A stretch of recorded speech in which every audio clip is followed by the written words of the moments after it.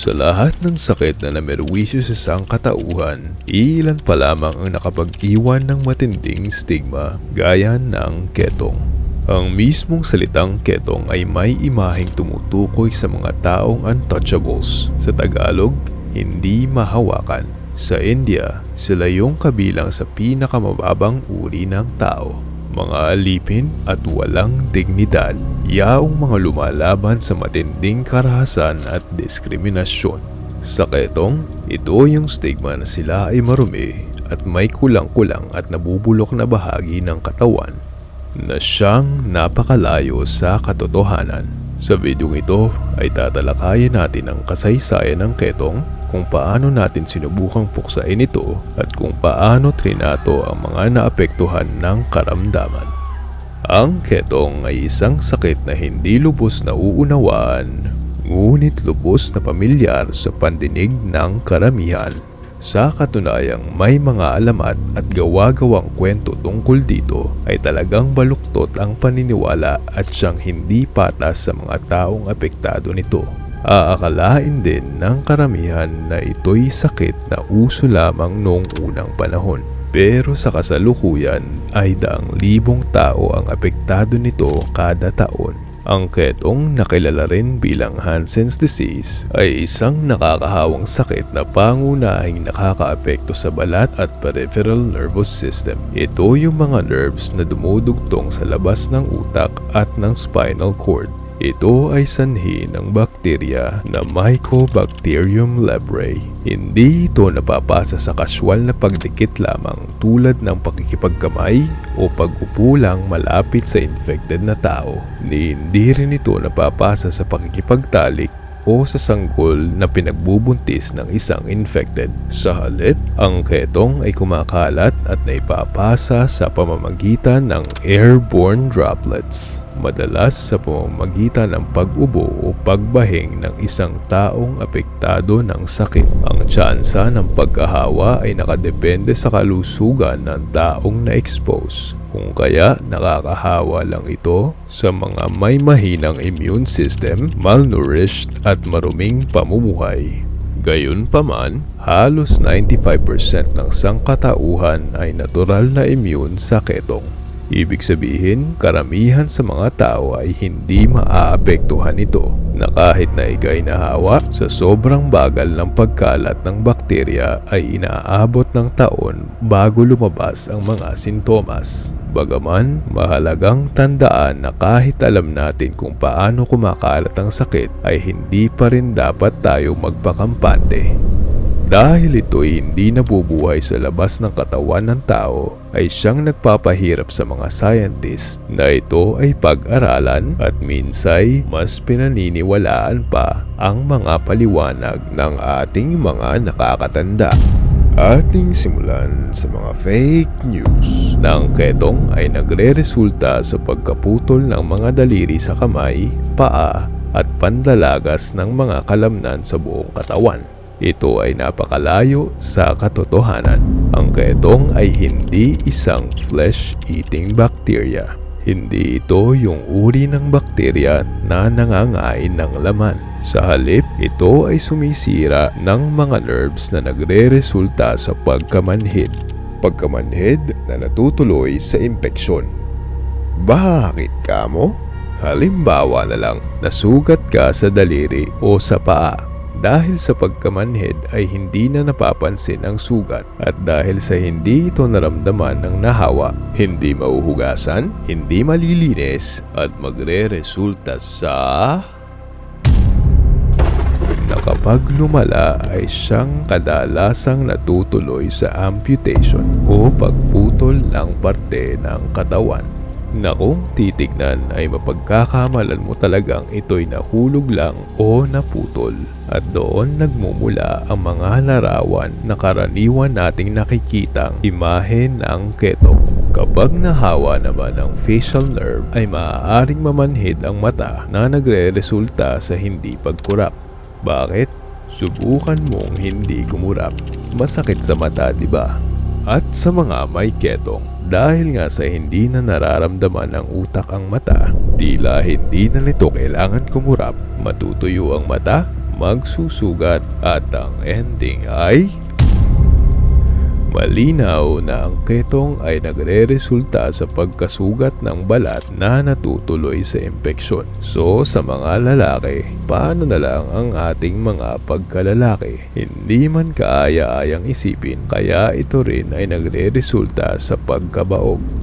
Ang ketong ay marahil isa na sa pinakamatandang sakit na nakaapekto sa sangkatauhan. May ebidensya na ito'y aktibo na noon sa India 2000 BCE pa lamang. BCE o Before Common Era o Before Christ o 2,000 taon bago ang pagkapanganak ni Jesus. Napakatagal ng panahon, pero noong 600 BCE lamang ito unang tinukoy bilang isang sakit ng mga doktor sa India at China. Pinaniniwala ang isa sa mga unang nagkalat nito ay ang army ni Alexander the Great mula sa kanyang pagsakop ng India noong 3 siglo. Mula doon ay kumalat ito sa Africa bago na ipasa sa Roman Empire.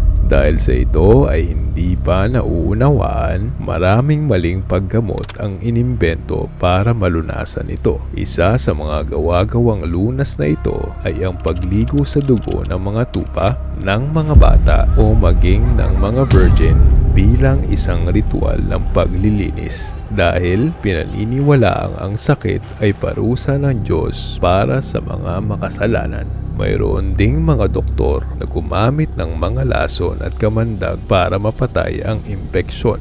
Ngunit sa lahat-lahat, ang pinakamalupit na solusyon ay ang pagpapatupad ng leper colonies. Ito na marahil yung mga panahong mas lumawak na rin ang kaalaman ng mga tao sa siyensya. Ito yung pagwalay sa mga infected sa isang malayong lugar na kadalasan ay isang isla. Ang mga colonies na ito ay nauso noong panahon ng Middle Ages. Ito ay sinagawa upang makawarantin ang mga pasyenteng may ketong, pati na rin ang iba pang mga nagdurusa mula sa iba't ibang sakit sa balat, parang nitong COVID-19 lang. Ang mga kolonyang ito ay itinayo sa mga liblib na lugar malayo sa populasyon at kadalasang pinapatakbo ng simbahan. Dito ay winawalay ang mga taong may sakit sa malusog na populasyon para hindi magkahawaan. Doon, sila ay may pare-parehong pananamit, uniform kumbaga, at sila ay pinagbibit-bit ng bell para ma-warningan ng ibang mga tao kung sila ay nalalapit. Maraming bahay ketong ang itinayo sa Inglaterra noong 11th to 14th century, kung saan madalas sila ay nanghihingi na lang ng pagkain at pera kapalit ng pagdarasal para sa mga nagbibigay. Isang halimbawa ng kolonyang ito sa kasalukuyang panahon ay ang Kalu Papa. Ito'y isang maliit na isla sa Hawaii na itinalaga bilang kolonya ng mga ketongin. Ito ay binuo kasunod ng isang batas na nagresulta ng malakriminal na pagtrato sa mga taong ito. Isipin mo na lang, pag nalamang ika'y may ketong, ay ipapatapon ka at habang buhay kang iwawalay malayo sa kabihasnan, lubos na hindi makatarungan. Kaya ito'y napawalang bisa matapos ang 9 na taon labang noong 1969. Dahil doon, sa kasalukuyan na hindi na rin na-develop ang islang ito, kung saan nasa edad 70 to 80s na ang mga nakatira, na umano'y mahirap na rin silang ihalo pang muli sa lipunan. Gayunpaman, hindi lahat ng nahawa ay itinatakwil. Ang pinakataniyag na taong may ketong ay si King Baldwin IV ng Jerusalem. Malinaw sa history na siya ay nahawa bata pa lamang, ngunit hindi sinuring maigi para maiwasan ang stigma. Bilang nag-iisang anak na lalaki na magmamana ng trono, ito ay kinonsinti ng kanilang mga pinuno. Sa kabila nito, kahit na walang pakiramdam sa kanyang kanang braso, ay pinangunahan ni Baldwin ang kanyang sandatahan laban sa buong puwersa ni Saladin at Saracen forces, kung saan 5 beses niyang matagumpay na tinalo ang mga mananakop at siya mismo ay kasali sa labanan. Sa kasalukuyan ay mayroon na tayong mga gamot para sa ketong. At importanteng tandaan na ang lunas na ito ay dapat ibigay sa lalong madaling panahon. Sa oras na magsimula ang pamamanhid ay dapat agad na dalhin sa doktor ang pasyente kung saan siya ay bibigyan ng sabay-sabay na magkakaibang antibiotics o multi-drug therapy para mapuksa ang bakterya. Parang yung sa TB na maraming tabletas ang iniinom. Muli, napakahalagang tandaan na ang pagbaliwala ng sintomas ay tiyak na magre-resulta sa pagkalat at paglubha ng sakit. Karamihan sa kaso ng ketong ay matatagpuan sa India, Brazil at Indonesia, kung saan higit sa kalahati ng mga bagong kaso ay itinatala sa India. Madalas ang stigma ng sakit ang dahilan kung bakit ang mga nahawa, partikular ay mga bata at babae, ay siyang tumatangging magpatingin. Dahil ito sa takot na sila'y layuan ng mga tao. Dahil dito, ang sakit ay siyang lubos na madedevelop at makakapinsala sa puntong nasisira at nabubulok na ang iba't ibang parte ng katawan. Habang ang gobyerno ng India ay nakabuo at namamahagi ng bakuna, hindi ito nagdudulot ng lubos na proteksyon. Ang World Health Organization ay nagtatrabaho upang mabawasan ang epekto at pagkalat ng ketong, kung saan pangunahing layunin ay malabanan ang stigma at tiyakin ang maagang paggamot. Ang maagang deteksyon nito ay nagre-resulta sa mas mababang bilang ng mga kasong umaabot sa malalang stage ng sakit. Sa pagtigil ng stigma, mas maraming tao ang maglalakas loob na magpatingin na siyang magagamot sa lalong madaling panahon. Bagaman malayo na rin ang ating narating mula sa panahon ng leper colonies, ay marami pa rin tayong pwedeng ayusin. Sigurado'y marami rin sa inyo ang naliwanagan tungkol sa ketong dahil sa video na ito.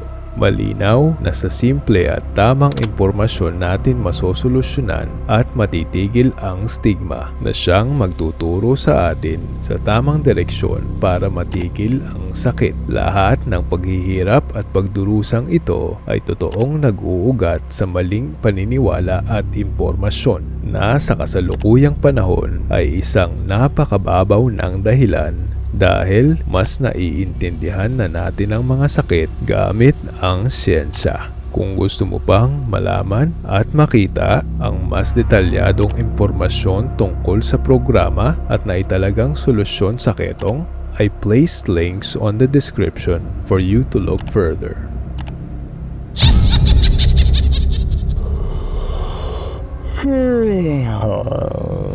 Handok na ako, kabayan. Kung inyong nagustuhan ang ganitong kwentong sa iyo ay magpapatulog. Follow and subscribe. Hanggang sa susunod na lang muli. Ingat tayong lahat. Ako muli ang inyong pambansang bedroom voice.